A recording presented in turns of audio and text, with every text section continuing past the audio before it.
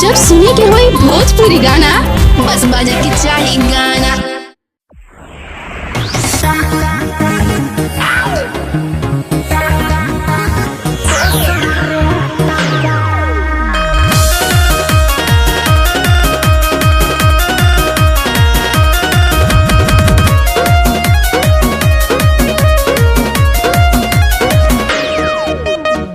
जवानी तहर से लागल कहो कि न करे लागल बोलो भावा चालू बाटे के तने लोग के तेल लागल।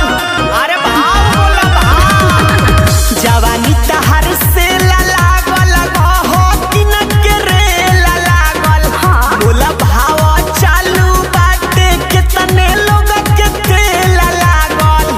कितना खर्चा देखे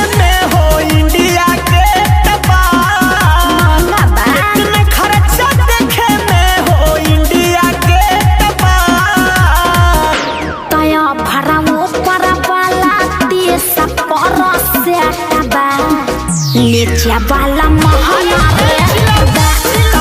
जाओ करा से पूछा जकरा भेटबा नीचे वाला दोसर रेटबा।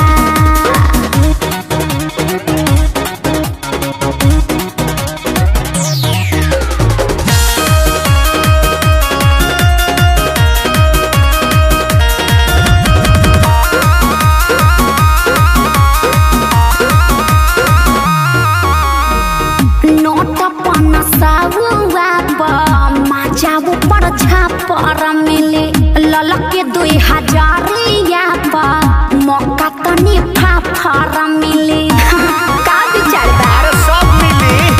कितना चाही मुंह खोला हो ये हो जान भाव बोला हो सब बताओ तने धन से बदन भरल बा हाथ डाली भीतर टोला हो सबर करा 24 कैरेट बा सोना जस जवानी है 24 कैरेट बा।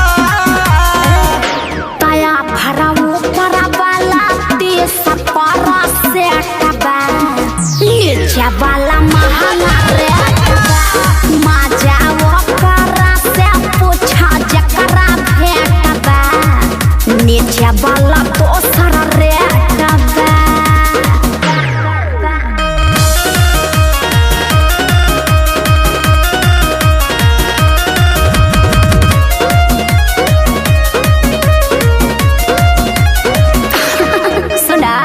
जतना लोग देखले बाड़े हम क्या महफिल में सूरत हमारा धौसल बाटे सभा का हो दिल में। तू ऐसन चीज हवे बाड़ू तब का चीज तोहर सुपर लागता नीचे औरी ऊपर लागता। अयो मयो सौदला जवाब वाला हो का तोहरा बुफर लागता। गोलू भी सुन पूरी कहे अब काले टबा गोलू भी सुन पूरी कहे अब काले टबा।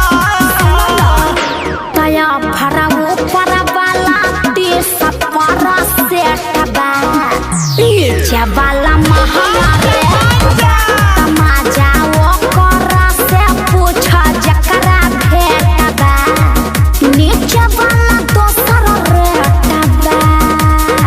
अरे बाप इतनी सुंदर हूँ मैं क्या करूँ।